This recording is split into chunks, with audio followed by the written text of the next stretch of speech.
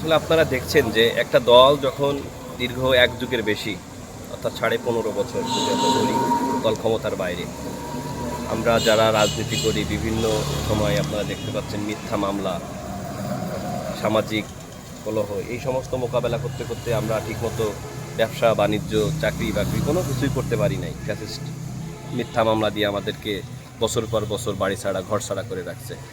আমরা যতটুকু পারছি যতটুকু সঞ্চয় করছি এবং সেটা সৎ পথে থেকে, তো এইখানে নির্বাচনে স্থানীয় সরকার নির্বাচনে অনেক টাকা পয়সার একটা ব্যাপার আছে, অনেক টাকা থেকে কালো টাকা ছাড়া হয়। তো আমি আমার দলের প্রতি শ্রদ্ধা ও সম্মান রেখে বলতে চাই, 17টা বছর এই দলটাকে যারা আগলে রাখছিল বুকের ভিতরে হৃদয়ে, জাতীয়তাবাদী দল বিএনপি এবং জাতীয়তাবাদী দলের সূর্য সৈনিক, তাদের কাছে কিন্তু টাকা নাই, তাদের কাছে অর্থ নাই, কিন্তু তাদের কাছে আছে সম্মান, মর্যাদা, শ্রদ্ধা এবং দলের প্রতি ভালোবাসা।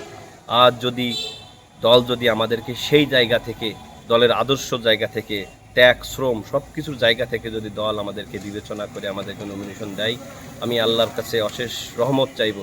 হয়তো এই সংকটময় মুহূর্তে আল্লাহ হয়তো কোনো ফয়সালা আমাদের জমিনেই করে দেবে, কিন্তু হ্যাঁ, দিন শেষে হয়তো কিছু টাকা অর্থ লাগে। সেটা যদি আমাদের দলের যে নীতি নির্ধারক আছে, আমাদের যারা মুরব্বী আছে, তারা যদি আমাদেরকে সেইভাবে আর্থিকভাবে সাপোর্ট করে, তো আমি মনে করি এই রাজনীতি সহ বাংলাদেশের যে আগামী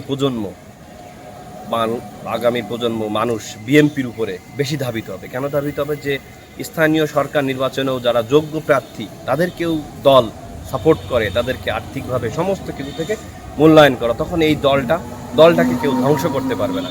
আর যদি বিভিন্ন হাইব্রিড বলেন, বিভিন্ন যারা 17টা বছর আওয়ামী লীগের ছায়াতলে থেকে লক্ষ লক্ষ টাকার ব্যবসা বাণিজ্য করে তাদের অঠেল কালো টাকার মালিক হয়েছে, তারা যদি অর্থের বিনিময়ে, টাকার বিনিময়ে যদি নমিনেশন পেয়ে যদি নির্বাচিত হয়, তারা সেটাতে একটা বিজনেস করে ফেলবে।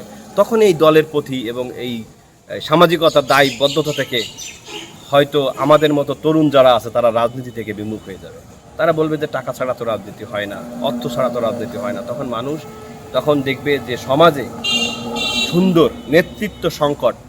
কেন সংকট? কারণ এইখানে যখন দেখবে যে সুবিধাবাদী মানুষরা সমস্ত জায়গা থেকে সুযোগ পাচ্ছে, তখন আগামীর প্রজন্ম ভালো রাজনীতিবিদ এবং জাতীয়তাবাদের সূর্য সৈনিক সংকট হবে। এটা দলের জন্য এবং দেশের জন্য এবং স্থানীয় সরকার নির্বাচনের যোগ্য প্রার্থী সংকটে ভুগবে। সেইখান থেকে আমি আমার দলের একজন ক্ষুদ্র কর্মী হিসাবে বলবো, আমাদের টাকা নাই, আমাদের অর্থ নাই, আমাদের সেবা শ্রম এবং আমাদের দলের প্রতি অনুগত্য ভালোবাসা চিরদিন থাকবে।